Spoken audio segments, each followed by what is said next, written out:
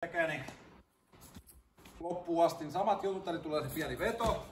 Nyt kun mä astusin Jere jalan taakse, niin tää Jere käsi mikä täällä on kainalossa, niin mä annan tähän käteen kova paineen alaspäin. Tää toinen käsi mikä on täällä kainalossa nostaa ylöspäin. Ja nyt mä lähden vetämään tää mun oma jalkani tän itteni läheltä.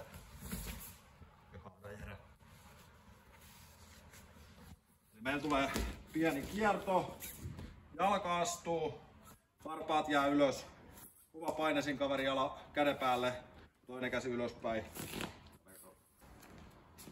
Eli ollaan lunkkasidonna, pieni veto, se jalka tuli, askel, kova paine, käden päälle ja toinen käsi ylöspäin ja jalasta vetoja. Tää yksi kerta vielä vähän vauhdikkaammin.